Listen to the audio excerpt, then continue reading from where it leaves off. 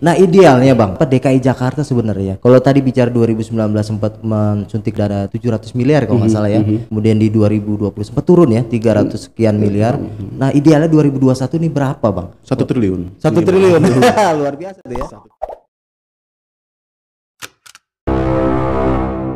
Assalamualaikum warahmatullahi wabarakatuh. Kawan Rujuk, jumpa lagi di Rujuk Podcast dan masih bersama gue Muhammad Lukman. Kawan Rujuk, kita tahu bahwa sampah merupakan limbah, namun bisa menjadi nilai manfaat dan nilai ekonomis. Nah, kita ingin membahas terkait pengelolaan sampah bersama dengan anggota DPRD Kota Bekasi yang saat ini duduk di Komisi 2 DPRD Kota Bekasi, Bang Komarudin. Assalamualaikum Bang Komar. Waalaikumsalam warahmatullahi wabarakatuh. Luar biasa, ganteng sekali Bang Komar ya. Apa kabar Bang? Luar biasa, alhamdulillah baik. Baik ya Bang ya. Ya. Hari ini nggak ada agenda? Insya Allah ada beberapa agenda kecil sih. Oke. Tapi yang paling gede dirujuk nih. Alhamdulillah. Waduh, luar biasa menyempatkan hadir dan Rujuk berterima kasih sekali nih Bang. Bisa sharing, bisa mungkin kawan Rujuk atau masyarakat mendapatkan informasi yang bisa mengedukasi masyarakat ya Bang ya. Siap. Tapi sebelumnya kawan Rujuk sebatas informasi bahwa tadi Bang Komar hadir ke studio Rujuk dengan protokol kesehatan. Beliau cuci tangan, kemudian memakai masker, dan ini pun kita jaga jarak di studio ada 1,5 meter. Jadi sudah dilepas masker gitu. Mohon izin tadi kita minta lepas masker ya Bang ya. Baik, kita bisa berbincang Bang. Boleh. Tapi sebelum kita bahas terkait masalah pengelolaan sampah Bang, mungkin masyarakat ataupun kawan Rujuk pengen tahu nih Bang, Abang ini udah berapa periode di DPRD Bang? Alhamdulillah saya dipercaya sama masyarakat sekarang ke periode kedua. Periode kedua ya. Untuk Iya. Dapil 3, Bantar Gebang, Mustika Jaya dan Rawalumbu. Luar biasa. Ada perbedaan nggak waktu periode pertama saat ini periode kedua Bang? Untuk kerja kerasnya lebih luar biasa. Untuk tanggung jawabnya hari ini juga lebih banyak. Oke. Saya juga harus betul-betul bertugas di DPRD sesuai dengan tupoksi. Terus juga ikut arahan dari partai yang mengusung saya. Terus juga ikutin semua apa yang jadi tugas saya di kepartaian. Kepartaian ya, di Partai Golkar ya Bang ya kalau Betul. ya. Kita langsung bicara tentang pengelolaan sampah Bang. Karena di Kota Bekasi ini kan ada Perda ya Bang ya, Perda nomor 9 tahun 2017 kalau nggak salah ya, tentang pengelolaan sampah. Dari situ sudah jelas aturannya. Cuman mungkin kita sebagai masyarakat juga pengen tahu nih Bang. Pengelolaan sampah itu kan mungkin dari masyarakat ya kan, dari rumah tangga, kemudian juga ada industri. Nah, sejauh mana Bang dalam pantauan Abang sebagai anggota DPRD yang melakukan pengawasan ini udah berjalan efektifkah atau masih mungkin perlu perbaikan-perbaikan dalam pengelolaan sampahnya? Silakan Bang. Alhamdulillah untuk di Kota Bekasi dibandingkan kota-kota kabupaten di Indonesia ya, Kota Bekasi ini salah satu daerah yang paling terdepan dalam pengelolaan sampah. Sebagaimana kita tahu dan sering booming di media sosial maupun di televisi nasional, bahwasannya Surabaya itu paling keren dalam penataannya, pengelolaan saya betul. Pengelolaan sampahnya, pengelolaan taman-tamannya dan yang lainnya. Nah, tidak kalah sebenarnya Kota Bekasi dengan Surabaya. Bahkan boleh dibilang Kota Bekasi yang lebih depan dalam pengelolaan sampah secara sendiri, holistik. Dari hulu dan hilir, Kota Bekasi lebih bagus dibandingkan Surabaya. Kalau Surabaya lebih kepada penataan perkotaan dan peran serta masyarakat. Kalau Kota Bekasi seluruh perangkat yang ada dalam mengelola sampah itu lebih bagus dibandingkan Surabaya. Itu yang pernah saya temukan. Pernah studi banding juga lah Pernah di Surabaya ya. Ke Surabaya, terus juga ke Jogja, ke Palembang. Palembang bagus dalam pengangkutan sampah, tapi dalam pengelolaan di TPA-nya kurang bagus, ya kan. Terus di Bogor besar, tapi Galuga hanya 15 hektar ya. Sangat sedikit. Betul. Begitupun dengan Surabaya, bahkan Bali itu pengelolaan sampah berteknologi tinggi, tapi aspek lingkungan yang terbelakang. Oh gitu. Apa sih ada dampaknya gitu Bang ya kalau bicara pengelolaan sampah mau mempertimbangkan dampak lingkungan atau dampak mungkin masyarakat penataan perkotaannya begitu. Nah, Kota Bekasi lebih apa ya? Hampir semua gitu ya terpenuhi gitu Bang ya. Betul. Jadi secara kelembagaan berdasarkan Perda nomor 9 tahun 2017, Kota Bekasi sudah secara holistik menangani ya. Tadi itu ya, persampahan, betul. baik secara kedinasan di Dinas Lingkungan Hidup, LH ya. Dinas Lingkungan Hidup bekerja optimal, seluruh perangkat di gerakan dalam rangka pelaksanaan pengelolaan sampah. Terus masyarakat juga dilibatkan ya. Oke, karena ada bank-bank sampah kalau nggak salah di setiap lingkungan gitu ya Bang ya. Dan juga di Perda itu juga jelas ada yang disebut dengan insentif dan disinsentif. Jadi peran serta masyarakat itu bukan hanya sebatas diajak, tapi ada penghargaan buat mereka. Ada penghargaan mereka dan juga ada punishment. Oh gitu. Insentif tadi itu ya. Insentif dan disinsentif. Disinsentif tadi itu ada ya. dalam Perda kita. Oke. Dalam pelaksanaannya, kalau bicara sempurna ya masih sangat perlu terus berproses. Terus berproses, terus berkembang. 2017 kita keluarkan Perda ini, kita akan coverage area 56 kelurahan, 12 kecamatan dengan kompleksitas masyarakat yang ada. Dengan hari ini di tahun 2020 pasti ada perkembangan kompleksitas.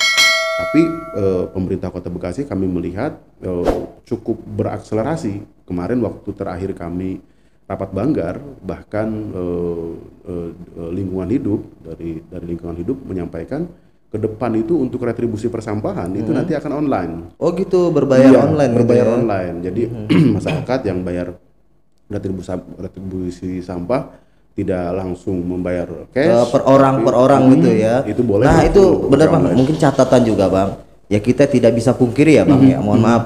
Ada mungkin ini cerita dari beberapa masyarakat juga termasuk tetangga saya Bang. Kalau mungkin berbayar dengan yang pengelola yang lingkungan sendiri gitu Bang. Itu kan kutipannya juga nggak jelas nilainya berapa. Mungkin karena enak nggak enak juga gitu kan. Tapi kalau misalnya ini sebenarnya udah ada perdanya, tapi berbayar online tuh ya misalnya nominalnya sebulan 25.000 ya 25.000 ya aja kan yang dibayar gitu Bang ya. Berarti memudahkan sebenarnya dengan adanya pembayaran online itu ya. Jadi logika retribusi itu adalah setiap kita membayar retribusi maka kita wajib dilayani. Oke. Ketika kita tidak membayar retribusi maka tidak wajib dilayani. Jadi diangkut tuh sampahnya masyarakat itu ya. Jadi sebenarnya ketika teman-teman atau masyarakat melakukan pembayaran retribusi maka ada kewajiban pelayanan. Tapi kalau dia tidak melakukan pembayaran retribusi maka tidak ada kewajiban pelayanan. Tidak ada kewajiban diangkut tadi itu ya. Iya, betul. Tapi sebenarnya kemarin Bang sempat juga keluhan masyarakat lamanya pengangkutan. Nah ini pengaruhnya dari apa sih Bang? Apa kekurangan armada sendiri di Dinas LH itu seperti apa Bang? Jadi kita coba cek dulu sebenarnya di situ daerah layanan dari UPTD persampahan atau bukan, UPTD kebersihan. Oke. Kalau misalkan ternyata itu daerah layanannya, nah itu memang kami juga akan sampaikan ke UPTD yang bersangkutan kenapa itu bisa terjadi, bisa telat gitu bisa ya. Telat dan yang lainnya. Karena yang kami pernah diskusi dengan teman-teman di LH, bahwasannya pengangkutan sampah itu berjadwal. Oke. Jadwal dan kami meyakini tidak ada miss itu. Kecuali daerah layanan itu bukan dilayani oleh UPTD kebersihan, misalkan oleh masyarakat, misalkan bank sampah atau Karang Taruna yang bekerja sama dengan UPTD dalam pengangkutan sampah yang ada di masyarakat.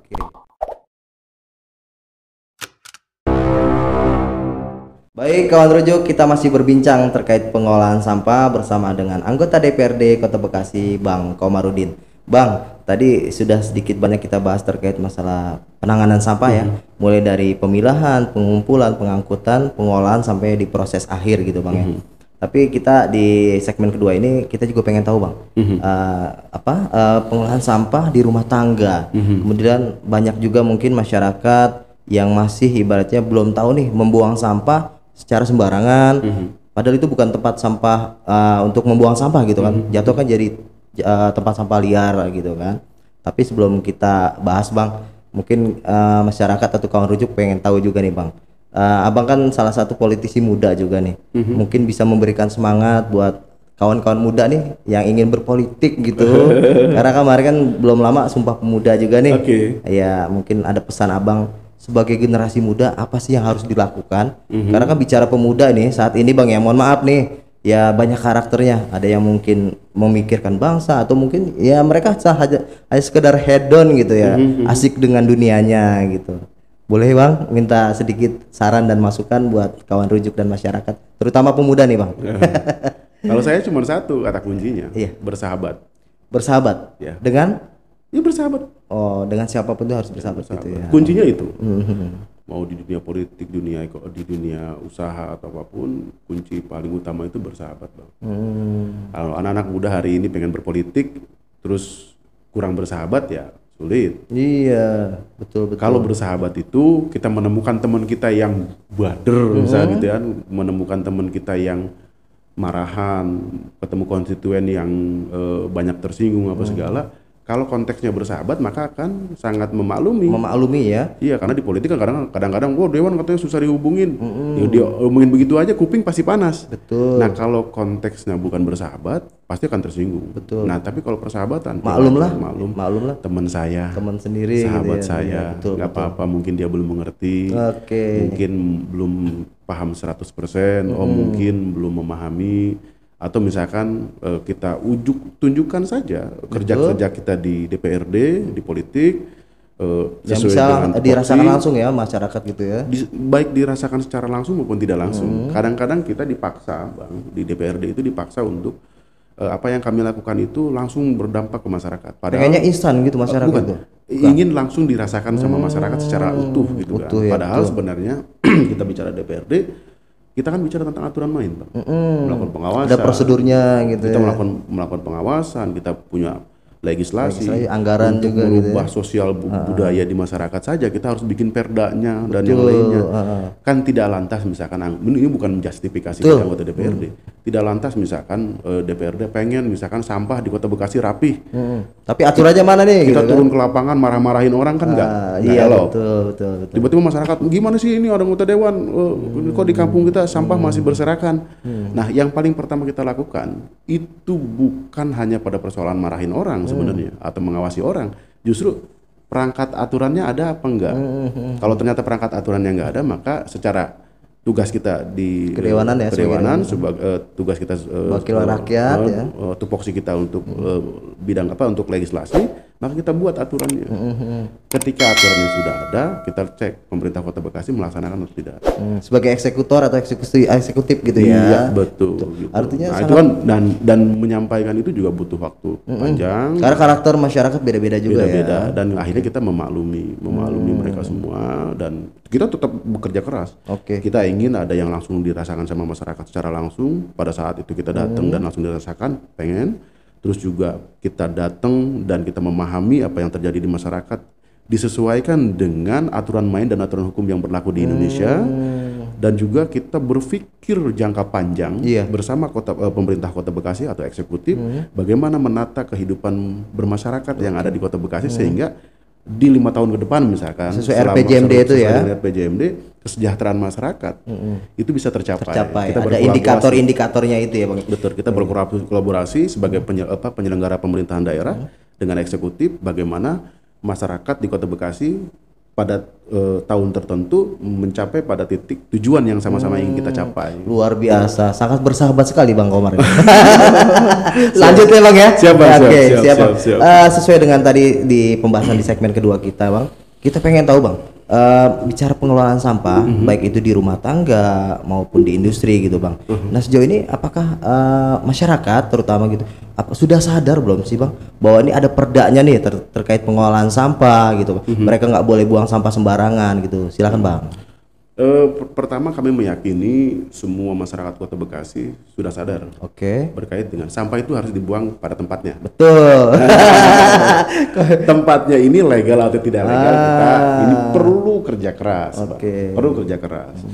Makanya ada dinas LH yang menangani sampah itu ya. Dengan sampah, mereka harus bekerja lebih intensif. Bahkan kita juga terus dorong pekerja-pekerja di dinas LH itu harus banyak pesapon ya kan, yang harian apa segala itu harus perbanyak.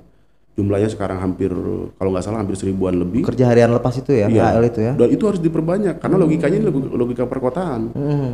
Budaya konsumtifnya tinggi ya, artinya gitu ya. Perlu banyak orang yang kita dorong untuk melakukan kerja-kerja pengelolaan sampah di masyarakat. Ya logikanya kalau misalnya ada 56 kelurahan, jadi kalau misalkan ada satu kelurahan berapa orang gitu ya? orang gitu kan yang menangani sampah di satu kelurahan, taruhlah kita anggap 10, udah ketahuan ada 500. Sebenarnya mampu tuh ya Kota Bekasi karena PAD-nya juga lumayan besar lah ya. PBD-nya harus ya. Kalau saya secara pribadi maupun kelembagaan harus Didorong seperti itu. didorong penanganan dari Dinas LH terhadap sampah itu lebih intensif dan diperbantukan sangat banyak tenaga dibutuhkan, baik tenaga ASN maupun tenaga harian lepas tadi ya. Itu biar lebih optimal. Oke, selanjutnya Bang, kita tidak bisa pungkiri Bang, baik itu disebutnya tempat sampah liar gitu kan, tapi ini banyak beberapa titik yang sebenarnya tadi bukan tempat untuk membuang sampah, tapi dijadikan tempat sampah liar. Nah, sebenarnya harusnya ada solusi nih Bang, baik dari pemerintah dalam hal ini mungkin eksekutif atau legislatif, kedepannya seperti apa nih Bang, supaya tidak ada lagi tadi titik-titik sampah liar gitu. Jadi peran serta masyarakat itu dalam Perda kita itu jelas bahwasannya RT itu boleh melakukan pengelolaan sampah. Batasannya dia melakukan sosialisasi ke rumah tangga dalam hal pemilahan pengelolaan sampah yang ada di rumah tangga. Setelah itu dibawa ke tingkat RW untuk melakukan pengangkutan ke tingkat RW. Di RW juga boleh dilakukan pengelolaan pemilahan tadi ya. Nah, dari RW itu, di tingkat kelurahan itu boleh ada TPS. Sebenarnya di situ dikelola gitu ya, karena tempat terpadu gitu ya. Pembuangan sampah sementara itu boleh. Bahkan ditambah dengan kata terpadu. Betul. Terpadu itu boleh sampah dipilah, ya kan, plastik, kresek dipilah, yang dari botol minuman air mineral dipisah, besi dan yang lain itu dipisah. Sisanya yang residunya itu yang baru tuh nanti TPA ya, Bantar Gebang atau TPA Sumur Batu. Iya. Nah sebenarnya di situ saja banyak, dan boleh kita lihat di masyarakat kita hari ini bank-bank sampah di Kota Bekasi ini cukup lumayan. Dan itu juga bernilai ekonomi sebenarnya. Tadi dipilah sangat yang besar. Sampah plastik itu kan. Ya sangat sekarang besar. Banyak juga nih tetangga atau teman-teman saya juga tadi milih-milih sampah. Kata saya buat apa gitu kan, botol-botol mineral gitu. Ternyata ditukar bernilai ekonomis gitu ya Bang ya. Dan kalau di Jerman, di Jerman ada istilah sampah plastik itu tidak bisa di-recycle. Tidak bisa berubah bentuk, tapi juga tidak berubah nilai ekonomisnya. Gitu ya, luar biasa itu ya. Jadi kalau nilai ekonomis bahan plastik itu 400 rupiah, betul. Maka itu juga bisa menghasilkan 400 rupiah pada saat sudah menjadi tadi ya, karena misalnya air mineral sudah habis tetap harganya segitu gitu ya. Dikelola lagi dikembalikan lagi ke jenis plastik bahan, harganya sama. Itu Jerman. Siap. Nah, kalau kesadaran itu ada, masyarakat Kota Bekasi bisa sangat memanfaatkan itu. Luar biasa kalau seperti Jerman itu di Kota Bekasi gitu, atau Indonesia secara umum gitu ya. Di Kota Bekasi terutama Bantar Gebang ini sudah banyak yang melakukan. Banyak yang luar biasa. Ini dapil abang sebenarnya ya. Termasuk Kota Bekasi. Berarti abang juga mengedukasi nih, alhamdulillah ya. Banyak teman-teman kita yang punya mobil pengangkutan sampah, kan bisa nyicil dan yang lainnya kan gitu. Betul. Terus juga bisa punya lahan untuk pengelolaan pemilahan sampah. Itu juga bernilai pasti dari sampah.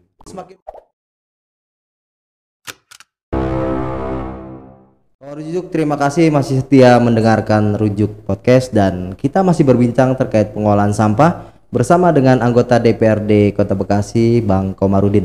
Bang, di segmen kedua tadi kita sudah membahas ya Bang, terkait pengolahan sampah rumah tangga di rumah tangga. Nah, kita juga pengen tahu nih sebagai kawan Rujuk, masyarakat juga, pengolahan limbah di industri Bang. Apakah Kota Bekasi ini sudah sangat baik pengolahannya, pengawasannya juga gitu kan? Silakan Bang. Jadi kalau untuk di Kota Bekasi ini yang paling saya bangga terhadap Kota Bekasi, semuanya lengkap. Oh, sudah ada Pak ini ya. Lengkap semua dari aspek hukum ya, kelengkapan hukum, Perda, Perwal dan yang itu udah ada. Ada yang mengatur khusus Ada. perda tentang limbah industri Tentang, ini ya?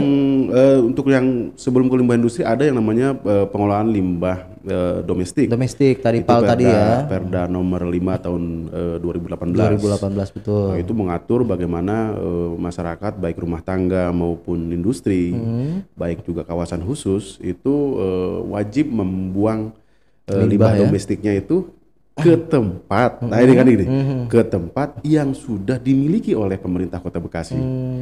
Nah, daerah lain belum tentu punya. Iya, iya. Daerah lain belum tentu punya. Oke. Nah, ini dimiliki oleh pemerintah Kota Bekasi dan pemerintah Kota Bekasi memiliki pengolahan air limbah domestik ini juga atas kerjasama dengan lembaga dunia. Tadi iWash tuh ya. iWash ya, yang betul-betul concern dalam pengolahan limbah domestik di dunia. Oh iya, Jadi iya, standarnya udah standar dunia nih ya, yang dimiliki Kota Bekasi. Jadi yang buang tinja itu udah nggak boleh sembarangan. Nggak lagi. boleh misalkan ada mobil tinja bawa nyedot dari rumah tangga bawa ke kali dibuang di kali. Itu udah nggak boleh. Itu nggak boleh tuh ya. Itu udah nggak boleh. Itu harus dibawa ke PALD. Di PALD itu kita ada retribusi. Diolah nanti juga di situ. Diolah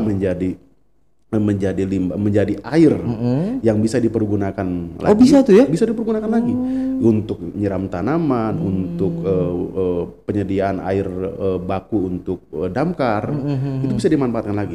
Ada padatnya itu bisa untuk pupuk, bahkan untuk untuk jenis produk yang lain. Biasa. Ada juga gas. Gas ini bisa jadi energi terbarukan. Energi terbarukan Betul. Itu PALD. Dan ini standarnya standar internasional. Kota Bekasi sudah punya. Sudah punya itu perangkatnya Kabupaten semua. kota lain. Luar bangga sekali Bang jadi warga Kota Bekasi kita. Sangat bangga dan luar biasa di penanganannya. Oke. Nah, kewajiban dari industri sendiri Bang terkait mungkin untuk tidak mencemari lingkungan dan berkontribusi terhadap lingkungan sudah ada ya Bang ya? Sudah ada dan kita sudah terkoneksi dengan Kementerian Lingkungan Hidup berkaitan dengan pengolahan limbah industri. Bahkan di Kota Bekasi juga ada warga Kota Bekasi yang sudah punya usaha industri, bahkan industri pengolahan limbah industri B3 dan yang lainnya.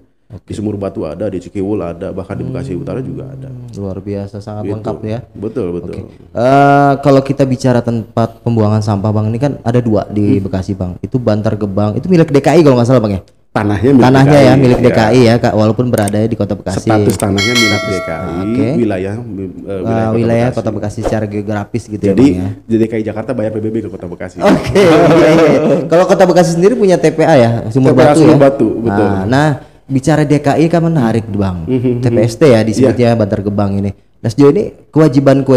Nah, DKI kan mereka buang sampah ke Bekasi. Sudah memenuhi kewajibannya belum sih Bang kalau bicara DKI ini buang sampah di Kota Bekasi, karena mencemari lingkungan kan di Kota Bekasi kan?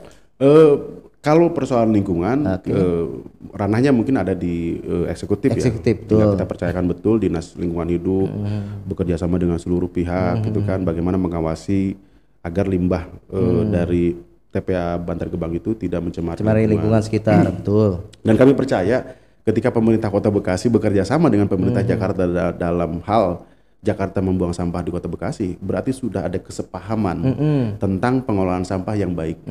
Jadi di Bekasi walaupun jadi tempat buang sampah tapi tidak tercemar masyarakatnya. Kami meyakini gitu ya? Pada saat kerjasama itu pasti terjalin kesepahaman yang sama seperti itu. Sama masyarakatnya, pemerintah Kota Bekasi, pemerintah DKI Jakarta ataupun siapapun yang mengolah sampah di sana punya niat baik agar sampah yang dibuang di TPA Bantar Gebang itu tidak berdampak secara langsung kepada masyarakat. Ya kalau berdampak lingkungan, tinggal pelaksanaan dalam penanganan dampak lingkungannya seperti apa. Jakarta ada beberapa yang sudah dilakukan, tapi juga banyak yang belum. Banyak yang belum. Nah, kemudian kembali Bang, kalau bicara DKI Jakarta ini kan pasti nggak cuma-cuma dong bicara buang sampah di Kota Bekasi, walaupun tanahnya tadi milik DKI ya. Sebenarnya sudah ada belum sih Bang uang gitu pembayaran mungkin dari DKI ke Jakarta dari DKI ke Bekasi. Nah, sudah cukup juga apa belum nih dengan uang tersebut gitu? Jadi saya berawal dari logika dulu. Logikanya begini. DKI Jakarta membuang sampah ke Bantar Gebang itu, ke Kota Bekasi itu mendapatkan keuntungan. Iya, karena nggak tercemar di DKI karena nggak ada selesai persoalan sampah di mereka. Iya. Persoalan sampah di DKI Jakarta itu selesai, mereka untung. Nah, maka logikanya ketika mereka dapat untung dari membuang sampah di Kota Bekasi, maka logikanya ada tanggung jawab yang berdasarkan undang-undang tentang persampahan. Ya, hukum undang-undang kita ini jelas nih tentang persampahan, harus memberikan dana kompensasi kepada. Harus ada kompensasi itu ya. Harus ada dana kompensasi. Nah, dana kompensasi ini bukan hanya pada persoalan BLT, bukan hanya pada persoalan uang yang diberikan kepada langsung pada masyarakat ya. Langsung, Oke. bukan. Tapi juga terhadap masyarakat secara umum. Buat Kota Bekasi secara umum Buat ya. Kota Bekasi secara umum Oke. gitu. Nah, harus ada. Saya bertitik tolak kepada yang namanya dengan peningkatan IPM di Kota Bekasi. Bagaimana Naik prestasi ya. Iya, manusia iya. ya. Apa namanya yang namanya IPM di Kota Bekasi ini harus naik dengan ada TPA Bantar Gebang di sana. Kenapa logikanya? Kalau masyarakat di Kota Bekasi, terutama di Bantar Gebang, IPM-nya naik, pendidikannya naik makin tinggi dan mereka makin tahu bagaimana Kesadaran caranya, ya. bagaimana caranya mengelola sampah yang ada di sana. Luar, iya betul. Ketika mereka memahami mengelola sampah di sana, maka dampak lingkungan bisa diselesaikan Diminimalisir dengan ya. pemahaman mereka, pengetahuan mereka dalam hal teknologi pengelolaan sampah. Makanya dari sekian banyak yang sudah dikontribusikan Jakarta baru ngasih yang namanya jaminan kesehatan. Oke. Baru jaminan kesehatan ya, Mbak. Hanya sebatas Ukurannya itu ya? adalah puskesmas didirikan di beberapa kelurahan yang ada di Bantar Gebang. Itu sudah selesai. Rumah sakit tipe D di Bantar Gebang sudah selesai. Sudah selesai. Rumah sakit paru yang ada di Kota Bekasi juga sudah selesai. Itu kontribusi dari DKI Jakarta. Oke. Tapi sebenarnya udah cukup belum sih, Bang, dengan itu? Belum ya? Karena kan IPM tadi, kalau kita bicara tentang IPM itu berkaitan dengan kesehatan, berkaitan dengan pendidikan, berkaitan dengan pendapatan masyarakat. Pendapatan masyarakat itu Nah, sendiri ya. ini Oke. PR besar. Makanya saya sering bilang, Jakarta itu ngasih ke Kota Bekasi jangan tanggung-tanggung. Lah, sejauh ini berapa, Bang, yang sudah diberikan dari DKI, Bang? Yang Dari data paling- terakhir nih. Yang paling tinggi itu 2019. 2019 ya. 2019 itu 700 miliar. 700 miliar. Yang sebelum-sebelumnya nggak pernah terjadi. Yang sebelum-sebelumnya hanya 90 miliar, ya kan, 200 miliar, naik 300 miliar, naik 400 miliar. Nah, 2019 itu 700 miliar. Di tahun 2020 turun lagi 380. 380. Karena mungkin refocusing atau gimana Hmm, alasannya? sebenarnya dari awal. Oh, dari Sebelum awal. Di pembahasan 2019 mau masuk 2020 sebelum ada Covid. Emang dianggarkannya Jakarta sebesar hanya itu? menganggarkan segitu. Makanya waktu itu saya agak keras. Lumayan keras ke DKI ya. Lalu saya bilang, kenapa cuma segitu? Logikanya harusnya naik, bukan nambah turun. Iya. Kata mereka, kami coba mengalokasikan anggaran sesuai dengan kemampuan daerah. Saya bilang harusnya mereka memberikan Padahal DKI besar kalau nggak salah APBD-nya. 70 triliun. 70 triliun. Oke lah, sekarang iya. setelah Covid mereka hampir 40 triliunan gitu kan. Tapi logikanya mereka buang sampah ke Kota Bekasi harus memberikan dampak positif. IPM tadi saya bilang. Pendidikan, kesehatan, dan pendapatan. Kesehatan, Oke. Iya kan? Tadi sudah tuh rumah sakit, tipe D oke lah, gitu kesehatan ya. oke lah. Oke, iya. Keren dan Iya, ini iya. apresiasi lah buat teman-teman pemerintah Kota Bekasi dan DKI ya. DKI Jakarta. Keren udah pelayanannya. Keren. Pendidikan? ini yang belum. Ah. Logikanya masyarakat kami ini jangan dibiarkan terus. Pendidikan SMP, apakah di sana nggak ada SMP SMA? Bahkan di Bantar Gebang saja, Kelurahan Bantar Gebang tidak punya sekolah SMP. Negeri. Iya, Ya Allah. tidak punya sekolah SMP negeri. Heeh. Di Cikiwul juga baru, ya kan, baru mau dibangun tahun ini. Baru tahun ini mau dibangun ya? Yang sudah ada Ciketing Udik dan Sumur Batu. Makanya waktu di tahun 2018 saya sering bilang, Bantar Gebang harus ada SMP negeri. Dan ternyata di 2019 sudah dianggarkan. Bahkan 2020 ada sudah dianggarkan, di awal-awal itu sudah dianggarkan. Tapi realisasinya di 2019 itu nggak jadi. Belum dilakukan itu ya, dikerjakan Nggak itu jadi ya. karena katanya sih gara-gara pembebasan lahan. Belum selesai. Ada persoalan sama yang punya lahannya nggak mau jual. Oke, Akhirnya oke. dipindahkan ke Siap. Cikiwul. Padahal ada 3 nomenklatur di situ. Nomenklaturnya ada pendirian SMP negeri di Bantar negeri, Gebang, pendirian SMP negeri dan SMA negeri di Cikiwul, dan sekolah terpadu. Di 2020 digabungkan menjadi satu, menjadi sekolah terpadu. Itu Nah, harusnya itu DKI melihat itu harusnya, Bang ya. Bahwa tadi masyarakat alasan Bekasi. refocusing. Oke. Kan gitu.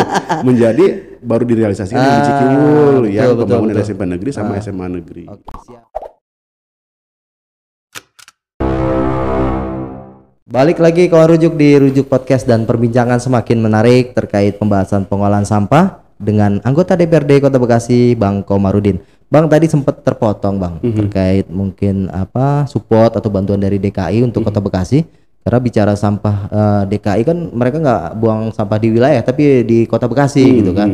Nah, tadi bicara IPM, Indeks Prestasi Manusia bidang kesehatan mungkin DKI sudah tadi cukup bantu lah ya, karena ada rumah sakit puskesmas ya, rumah sakit tipe D. Nah di bidang pendidikan tadi kan masih belum maksimal gitu. Ya, betul. Nah ke depan mungkin nih idealnya berapa sih mungkin support dari DKI buat Kota Bekasi agar tadi terpenuhi indeks prestasi manusia buat wilayah Bantar Gebang secara khusus dan Kota Bekasi secara umum gitu Bang. Jadi menurut saya ukuran indeks pembangunan manusia di Bantar Gebang itu harus jelas gitu, konkret. Oke. Kesehatan udah oke lah. Saya tinggal peningkatan kualitas SDM gitu kan, dan juga diikut sertakan masyarakat Bantar Gebang untuk pada sekolah. Iya. Ya kan, pada sekolah di bidang kesehatan jadi dokter dan jadi yang lainnya sehingga mereka bisa bertugas di sana. Itu yang paling penting. Kedua juga pendidikan di kita. Ya kalau kita bicara sekolahan di Bantar Gebang itu adanya di Ciketimudik, itu ada SMP ada ya. SMA, ada SMK. Di Sumur Batu ada SMP. Di Cikiwul belum ada sama nggak sekali ada ya? SMP, nggak ada SMA. Ya kan? Di Bantar Gebang Miris banget ya, nggak Bang, ada ya? SMP. Itu yang miris kita teriakan ya? dari Oke. semenjak 2017, 2018 itu selalu kita bicarakan tentang itu. Dan itu sudah masuk sebenarnya. 2018 sudah masuk nomenklaturnya. 2019 bahkan 3 nomenklatur masuk. Di 2020 digabungkan karena persoalan COVID, baru terrealisasi untuk pembangunan SMP dan SMA negeri di Cikiwul. Cikiwul ya. It's okay lah saya bilang. Tapi logikanya gini, frame berpikirnya harus sama. Kota Bekasi membuang sampah di Bekasi itu untung, maka harus juga memberikan keuntungan kepada masyarakat Kota Bekasi. Untung itu bukan cuma persoalan uang, tapi masyarakat Bekasi juga harus terjamin kesehatannya, Teredukasi juga gitu. pendidikannya harus dijamin sehingga mereka bisa melakukan pengelolaan sampah itu. Ada mungkin yang bukan sekedar sampah tadi jadi limbah tapi diolah gitu kan ya. Sampai hari ini ada nggak masyarakat Bantar Gebang yang lulus pendidikan teknologi pengelolaan sampah? Kayaknya belum ada Bang ya? Enggak ada satupun. Iya. Padahal harusnya dibantu seharusnya DKI ya. Logikanya gitu.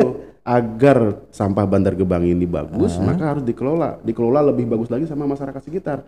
Dikelola itu bukan cuma masyarakat jadi pemulung, yang sampai hari ini pemulung nggak pernah ada dalam kata-kata undang-undang. Betul. Nah ini juga mungkin perhatian buat DKI Jakarta barangkali ya. Kalau misalnya tadi masyarakatnya juga tadi sadar dengan pengolahan sampah, bahkan sampai selesai misalnya ya sarjana khusus penanganan sampah gitu kan luar biasa nih. Nama baik juga buat DKI juga sebenarnya ya. Masyarakat Bantar Gebang itu sudah sadar mau mengelola sampah, menerima ikhlas tinggal bersama sampah. Dengan sampah ya, iya. Tapi Pendampingan dengan sampah ya. Pertanyaannya kenapa mereka tidak bisa bergerak yang lain? Mereka tidak punya pilihan. Iya.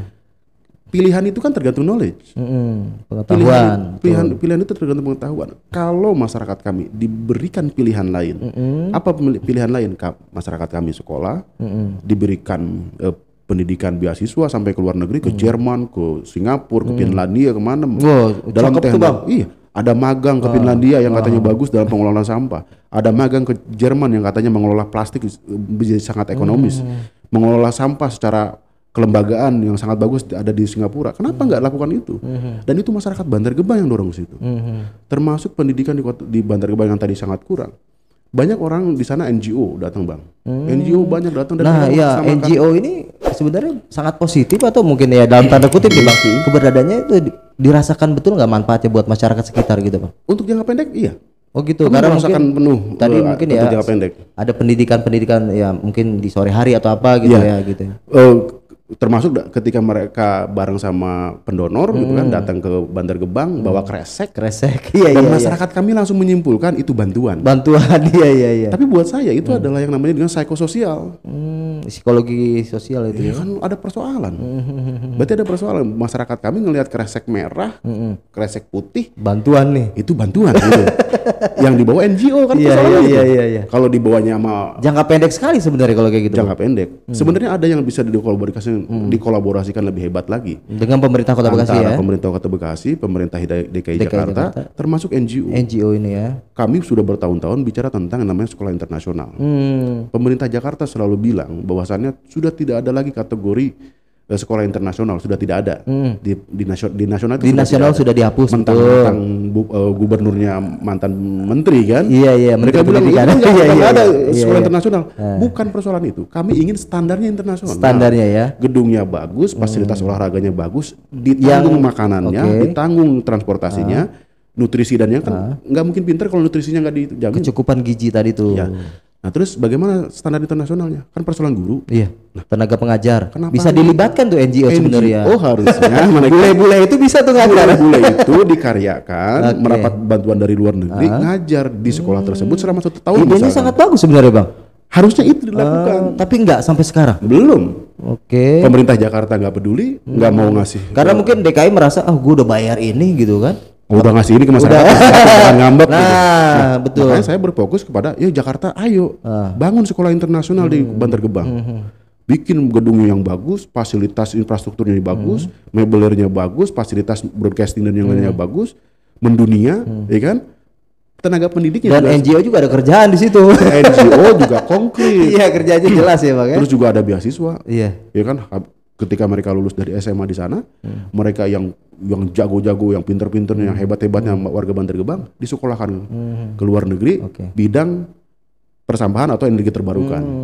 Yang sudah pada lulus sekolah bisa magang tadi di Jerman, di Finlandia, di Singapura, dimanapun. Nah ini sebenarnya emang berkesinambungan Bang. Kalau misalnya ya siswa-siswa ini sudah mungkin si bule yang ngajar nih dari NGO, mereka kan sudah bisa bahasa Inggris. Nah DKI menangkap bahwa wah ini bagus nih bahasa Inggris, dibeasiswakan lah ke Finlandia, ke Jerman gitu Bang. Betul. Yeah. Nah itu kan keren banget tuh. Keren banget sebenarnya itu ya. Nah sama satu lagi Bang yang harus diselesaikan. Kalau kata orang nih, data juga belum konkret sebenarnya. Lebih dari 5.000 Bang. NGO? Bukan. Bukan. 5.000 pemulung. Pemulung. Oh. Pemulung kan nggak ada di dalam undang-undang Bang. Iya. Status yang negara mungkin belum mengakui itu namanya pemulung. Di undang-undang belum ada. Makanya saran kami di undang-undang tentang persampahan masukkan kategori pemulung sehingga menjadi diakui mereka dapat perhatian khusus ya dari pemerintah mereka gitu. Ya? Okay. Jadi pemulung itu jadi ikut serta dalam pengelolaan sampah.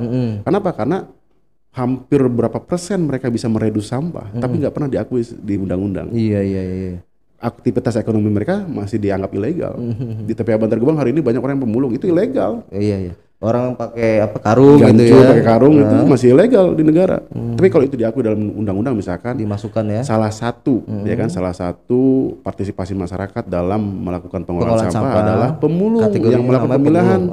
Itu keren tuh di undang-undang kalau sudah dihargai juga mereka ya keberadaannya. Secara formal diakui. Oke. Nah, terus setelah itu maka efeknya mereka ada tanggung jawab negara terhadap pemulung. Betul. 5.000 itu rata-rata pendidikannya jauh di bawah Bang. Oh, apa SD doang atau enggak sampai sekolah? Bahkan ada yang enggak sekolah. Enggak sekolah. Karena mereka dari mulai lahir sudah ada di TPA Bantar Gebang. Ya Allah. Menemukan kenyataan mereka harus ngambil sampah. Untuk bertahan hidup ya tadi dengan sampah, mulung gitu ya. Apakah mereka nggak mau ke tempat lain? Mau. Tapi ijazah mereka nggak punya. Oke. Berarti ya. Idenya lagi adalah bagaimana ada yang namanya mobile school Bang. Sekolah yang mungkin bisa mobile sekolah yang datang ke TPA Bantar Gebang, guru-gurunya mau datang ke gundukan sampah, panggilin tuh, kamu kan belum punya ijazah SMP nih atau SD nih, sini dong, yuk kita belajar. Nanti buat syarat dapat ijazah belajar dulu nih. Belajar nih kan, tapi mobile, datengin. Kenapa? Kalau disuruh mereka ke kelas, saya hari ini harus kerja. Waktunya nggak ada. Nggak ada waktunya. Tapi kalau gurunya datang, kamu lagi mulung, minta waktu 30 menit. Iya mungkin nggak bisa dipungkiri juga Bang. Mereka mulung buat kebutuhan hidup sehari-hari gitu Bang ya. Tapi kalau didatengin gurunya, ada absen, ada sampaikan mereka juga ilmu, bisa melakukan pekerjaannya juga. Pekerjaannya gitu ya. juga. Nah ketika ujian baru mereka dibawa ke kelas. Terus keluarlah yang namanya ijazah. Kalau sudah keluar ijazah, mereka punya pilihan. Masih mau tetap melanjutkan di sini gitu ya kan? Atau mereka mau lebih tinggi lagi ya. Ke lembaga formal yang lain di pekerjaan mereka.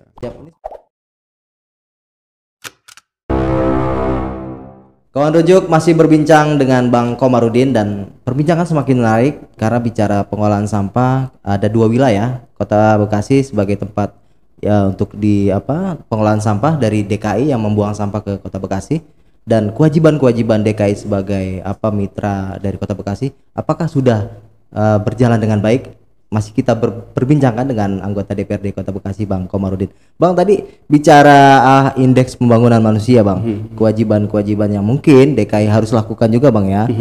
Tadi bicara fasilitas kesehatan beberapa walaupun sudah dipenuhi gitu kan, rumah sakit tipe D, kemudian pendidikan tadi ada saran dari Abang. Walaupun sekolah internasional sudah dihapus, tapi berbasis internasional sebenarnya nggak harus dihapus gitu kan, harus bisa tetap dilakukan. direalisasikan, Iya, bisa direalisasikan. direalisasikan gitu. Kerjasama Kota Oke. Bekasi, Jakarta sama NGO yang NGO tadi ya. Nah, tapi kita juga ingin tahu Bang, karena bicara IPM ada satu indikator lagi, pendapatan. Nah, sejauh ini Bang, dampak dari pembuangan sampah DKI ke Kota Bekasi, apakah sudah sesuai dari indikator pendapatan itu sendiri Bang? Silakan Bang. dari 18.000 kepala keluarga yang ada di Bantar Gebang. Oke. Kita boleh cek ada berapa banyak kepala keluarga yang berusaha di bidang sampah di Bantar Oke. Gebang. Iya iya iya. Saya meyakini 2% pun tidak. Oh, kecil banget ya Bang ya. Bahkan 360 warga saja yang bekerja secara formal di persampahan itu tidak. 2% saja dari 18.000 kepala keluarga itu. Berarti ini sebenarnya harusnya tanggung jawab DKI juga sebenarnya Bang. Ya kan saya bilang dari awal, IPM itu penting. Nah, salah satunya ada pendapatan, ajak serta masyarakat berpartisipasi dalam pengelolaan sampah yang ada di Bantar Gebang. Baik itu TPA Bantar Gebang pun mau Sumber Batu, ya kan? Untuk mendapatkan keuntungan ekonomis di sana. Kan tadi saya bilang, mengelola plastik saja, kalau harga plastik, harga dasar, harga 400 bahan tadi itu ya. 400, Tetap tuh ya. jadi kresek, jadi air mineral. Setelah mereka jadi limbah, dibalikan lagi kepada bahan dasar awal, harganya Plastik tetap juga ya? sama 400. Bayangkan. Iya iya Tapi iya. sampai hari ini kalau saya bilang tadi dari 18 kepala keluarga yang mendapatkan dana kompensasi langsung dari DKI Jakarta, berapa persen yang berusaha di sana? Saya bilang hampir 2% aja tidak. Oke, jadi sebenarnya bantuan itu ya nggak pasif ya, harusnya aktif, artinya nggak melulu ibaratnya BLT tadi. BLT wajib. Artinya itu bukan undang-undang. hanya sebatas buat konsumsi masyarakat, tapi berkesinambungan nanti buat usaha itu sendiri gitu Bang ya. Jadi secara kelembagaan itu pemerintah juga harus memfasilitasi masyarakat Bantar Gebang berpartisipasi aktif bersama mendapatkan keuntungan ekonomi dalam pengelolaan sampah. Iya. Makanya kenapa tadi saya bilang pemulung itu harus masuk dalam kategori Di undang-undang sampah undang-undang gitu ya. persampahan itu kategori sebagai profesi formal. Pengelolaan sampah. Nah, sehingga pemulung ini kan spesialis. Pemulung ini kan profesional sebenarnya. Tahu sebenarnya mana Tahu, nih profesional. sampah yang bernilai ekonomis atau tidak gitu ya. Nah, kalau ini formal, ini diakui oleh negara, maka ini adalah profesi formal yang wajib punya BPJS Ketenagakerjaan yang hari ini cuman given doang, padahal sebenarnya harusnya kewajiban dia kan tenaga kerja. Iya. Ada penanggung jawabnya gitu, ada lembaga yang bertanggung jawab terhadap tenaga kerja tersebut, ya kan? Terus juga mereka dilindungi kesehatannya, dilindungi juga pendapatannya, dan juga boleh melakukan aktivitas ekonomi di TPA Bantar Gebang. Hari ini tidak ada yang boleh. Sampah dari Jakarta itu datang ke TPA Bantar Gebang itu secara hukum itu hanya open dumping, Bang. Buat taruh aja gitu ya. Taruh, setelah itu dibusukkan, ya kan, yang masih bisa diolah yang dari pasar-pasar itu ke kompos, yang setelah dibusukkan diambil energinya, gas metannya jadi pembangkit listrik. Tapi masyarakat yang datang ke situ bawa karung, bawa gancu, ngambil itu ilegal. Harusnya itu dilembagakan, boleh. Harusnya ya.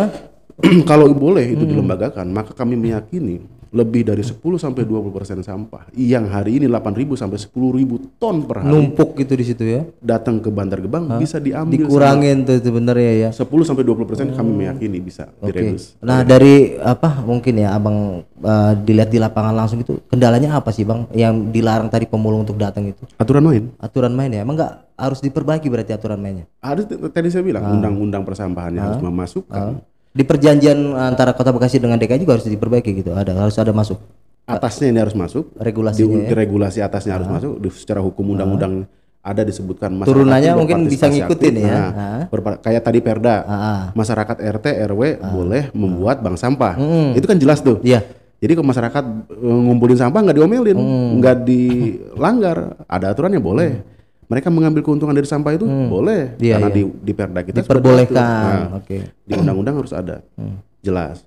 Terus juga ketika di TPA Bantar Gebang berarti kelembagaan masyarakat boleh secara formal melakukan pemilahan. Bisa saja misalkan masyarakat Bantar Gebang, masyarakat Cikiwul, masyarakat Ciketingudik, masyarakat Sumber Batu punya perusahaan, ya kan? Sampah datang dipilah dipilah dulu pakai pabrik yang bagus, pakai compiler yang bagus, dipilah, sampah sisanya dibuang. Baru tuh yang residu tadi tuh. Iya betul. Nah yang itu yang plastik, yang metal dan yang lain itu bisa diambil sama masyarakat dan jadi uang. Nilai ekonomis lagi. Apakah hanya itu? Enggak. Pasti nanti akan ada yang namanya pengolahan biji plastik, ada pengolahan besi. Setelah itu juga ada industri hilirnya. Ada produk plastik, ada produk besi, kreativitas dan lainnya. Kalau ilmunya tambahin lagi dari Amerika ternyata dapat ilmu tentang bagaimana plastik jadi barang yang memiliki ekonomi tinggi gitu kan bisa saja. Iya, bisa saja ya. Knowledge tadi ya diperbarui gitu itu ya. yang paling penting. Baik Bang. Nah, idealnya Bang, kota DKI Jakarta sebenarnya. Kalau tadi bicara 2019 sempat mensuntik dana 700 miliar kalau nggak salah ya. Kemudian di 2020 sempat turun ya 300 sekian miliar. Nah, idealnya 2021 ini berapa Bang? 1 triliun. 1 triliun.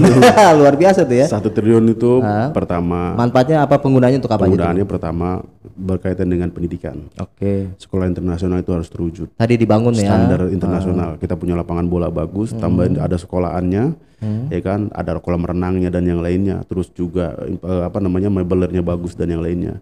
Gurunya bekerja sama dengan NGO. Ya kan. Terus banyak guru-guru yang dikaryakan dari luar negeri ngajarin terhadap teknologi, terhadap bahasa, terhadap sosial budaya dan yang lainnya. Terus juga jangan kesampingkan persoalan Kota Bekasi ini kan harus tercitrakan bagus. Apa yang dilakukan oleh masyarakat juga tercitrakan bagus. Ya tadi saya diskusi dengan teman-teman rujuk, saya pikir apa yang dilakukan oleh teman-teman rujuk, apa yang dilakukan oleh teman-teman rujuk ini adalah bagian dari partisipasi masyarakat. Betul. Kenapa enggak ada di Kota Bekasi juga, termasuk di Bantar. Saya pernah mengajukan di Bantar Gebang itu pusat data dan informasi. Pernah mengajukan itu dan belum direalisasikan oleh Jakarta hari ini. Padahal sebenarnya kalau pusat data dan informasi ini bisa direalisasikan, maka akan ada infrastruktur. Apa sih yang sudah dilakukan oleh masyarakat? Terpotret. Apa yang terjadi di masyarakat? Terpotret. Dan DKI juga bisa tahu bahwa perkembangannya seperti ini gitu kan. Nah, lebih luasnya lagi, apa yang dilakukan oleh teman-teman melakukan pemberitaan, karya-karya jurnalistik, karya-karya digital dan yang lainnya, ya harus difasilitasi. Kominfo di Kota Bekasi kan menurut kami dorong agar punya gedung sendiri, fasilitas sendiri berkaitan dengan data dan informasi publik. Ya. Nah, di situ teman-teman wartawan, teman-teman pemuda, bisa mengakses di situ ya. Semua harus mengakses dan bisa memakai fasilitas yang ada di situ. Baik itu untuk kepentingan publisitas maupun untuk kepentingan pendidikan. Iya. Karena informasi yang tadi memberikan ilmu baru juga gitu kan. Ya kan logis kalau Jakarta Jakarta ngasih itu misalkan 1 triliun 200 miliarnya untuk itu, ya kan, 200 miliar atau 300 miliarnya buat sekolah internasional. Sisanya yang 500 miliar tuh sebenarnya ya mampu Bang, kayaknya DKI Bang. 700 miliarnya mampu ya. Tapi udah ngintip belum nih 2021 DKI berapa menganggarkan? 400 miliar. Kembali 400 miliar? 400 miliar. Waduh, miris ya Bang ya? Enggak juga, makanya kita ngomong terus nih. Ayo jangan 400 miliar, 1 triliun. Logikanya Covid, saya meyakini Jakarta membuang sampah ke Bantar Gebang itu untung. Iya, betul. Makanya logikanya berikan sesuatu yang menguntungkan buat masyarakat Kota Bekasi.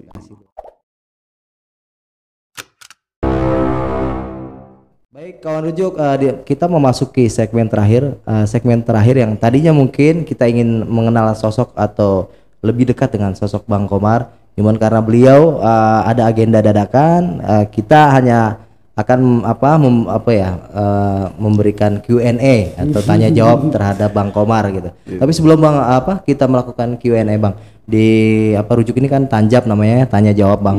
Tapi mungkin ada pesan Abang sebagai wakil rakyat nih buat masyarakat Kota Bekasi di saat kondisi Covid saat ini. Kemudian apa sih harapan Abang untuk Kota Bekasi ke depan? Silakan Bang. Pertama, ayo sama-sama kita jaga kebersihan di lingkungan.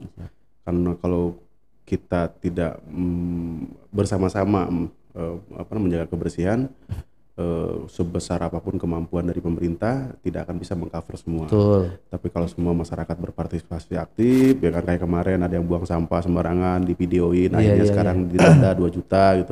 Itu penting untuk efek jerah. Dan masyarakat yang lain akhirnya mempunyai kesadaran yang sama. Oke, luar biasa. Harapannya Kota Bekasi harus lebih maju. Harus lebih maju lagi ya. Ini Bang Pepen udah memimpin sangat luar biasa. Kita berharap sampai 2023 nanti sesuai dengan RPJMD itu bisa tercapai. Pembangunan seluruh sektor kita bisa cerdas, kreatif, mengurangi lingkungan kumuh juga kayak seperti kemarin Pak Jumana Lutfi sampaikan ya. Iya, semua. Ya itu tadi sesuai dengan visi misi, ya kan, cerdas, kreatif, maju sejahtera dan ihsan. Oke Bang. Baik, terima kasih Bang. Kita akan langsung Q&A nih Bang. Ini kita nanti ada 2 pertanyaan Bang, dijawab cepat ya. Iya. Dua pertanyaan ini nanti jawab cepat. Ya nggak, nanti saya tanya alasannya apa milih jawab tersebut ya bang ya. Iya. Siap bang? Siap. Kenapa bang nih merengis? Oke bang ya. Siap. Oke siap. Kita yang ringan aja dulu bang, ya kan. Sukanya abang nih kalau di lingkungan di masyarakat itu main bola atau main voli bang? Main bola. Main bola. Dari kecil? Dari kecil. Dari kecil. Padahal tinggi badan bang. Kalau tinggi biasanya main voli juga gitu. Bola. Tapi lapangan bola masih ada sampai sekarang? Alhamdulillah berkat saya hobi di Bantar Gebang, di Ciketingudik sekarang punya stadion. Oh iya, stadion bagus, ini ya di itu ya. Sumur Batu juga Sumur punya Batu bagus. ya. Luar biasa. Oke, lanjut nih bang. Pak Wali Kota yang bikin. Pak Wali. Saya hanya dorong, hanya Siap, mengajukan karena dan yang lainnya. DPRD ya tadi ya mengajukan tadi ya. Membahas ya. bersama-sama dengan TAPD dan alhamdulillah terrealisasi. Siap. Ya. Oke. Ya bantu Jakarta. Lagi-lagi Jakarta ya. Ya. Oke bang, lanjut bang. Abang biasanya kalau suka denger musik dangdut gak? Enggak terlalu. Koplo enggak suka? Enggak terlalu. Enggak suka. Enggak terlalu. Oke. Apa musik pop sukanya? Pop ya oke lah. Pop ya. Iya. Tapi yang jadul-jadul. Yang jadul. Oke. Siap bang ya. Saya tanya nih bang ya kalau bicara yang jadul-jadul nih. Oke. Sukanya Obi Mesak atau Chrisye bang? Chrisye. Chrisye. Apa lagu yang paling suka abang dari Chrisye? Banyak sih ya. Banyak. Pokoknya Chrisye udah kategori lagu Chrisye Chrisye pasti senang. Oke. Dia lebih apa namanya, lebih lagu-lagunya lebih apa ya, lebih punya arti makna yang bisa kita tafsirkan sendiri. dalam kalau bicara orang sekarang gitu ya. Iya. Kalau lebih masak bicara hati, Ya. kalau bicara Chrisye bicara tentang kehidupan Ya, maknanya luas ya. Oke. Kalau hati kan cuma satu insan atau dua insan gitu. Siap. Lanjut bang ya. Siap. Oke. Ke depan tetap menjadi wakil rakyat atau menjadi ketua Karang Taruna Kota Bekasi bang? Wakil rakyat. Kan kadang-kadang jadi calon ketua Karang Taruna, bener kan nih bang? Saya ditugaskan sama pimpinan partai saya. Oke. Untuk mengoptimalkan potensi pemuda. Oke. Salah satu wadahnya Karang Taruna ini. Karang Taruna. Tapi siapa bang nanti menjadi ketua Karang Taruna kalau misalnya nanti Tiap saya ditugaskan sama pimpinan partai saya harus siap. Terlepas nanti sukses atau enggak, atau terlepas nanti ada perintah lain dari pimpinan partai saya ikut dari perintah partai. Luar biasa. Patsun selalu nih bang. Patsun. Lanjut bang. Oke, siap. Siap. Lanjut. Nah masih ada 2 pertanyaan bang. Oke. Ini yang ringan lagi nih bang. Oke. Biasanya kalau sarapan, biasanya makannya bubur ayam apa nasi uduk bang? Telur. Cuman telur. Kan di nasi uduk ada telur juga tuh. Atau ngurangi nasi juga sebenarnya? Nasi sama telur. Nasi sama telur. Ya. Cukup itu bang ya, alhamdulillah ya. Karena kebutuhan proteinnya dari telur udah cukup sebenarnya. Oke. Punya pengalaman dulu saya sama keluarga makan telur itu seminggu sekali setelah sholat Jumat. Kalau nggak sholat Jumat nggak dikasih telur. Siap. Terakhir. Ade Puspitasari atau Tri Adianto bang? Ade Puspitasari dong. Oh gitu. Kader. Harus. Wajib. Jadi kalau misalnya nanti 2024 atau pilkada nanti majuin 2023 harus dukung Ade Puspitasari. Sudah cukup artinya secara ini Ade Puspitasari untuk memimpin Kota Bekasi? No excuse. Baik Bang Komar, terima kasih sudah hadir ke studio Rujuk Podcast. Alhamdulillah. Kita berharap dan berdoa senantiasa Abang sehat selalu ya Bang ya. Amin ya robbal alamin. Kalau Rujuk, demikian perbincangan seru dan menarik dengan anggota DPRD Kota Bekasi, Bang Komarudin, terkait pengolahan sampah. Jangan lupa tetap dukung channel Rukun Jurnalis Bekasi yang menayangkan Rujuk Podcast dengan cara like, komen, subscribe, dan share sebanyak-banyaknya. Gue Muhammad Lukman undur diri. Wassalamualaikum warahmatullahi wabarakatuh. Waalaikumsalam warahmatullahi wabarakatuh.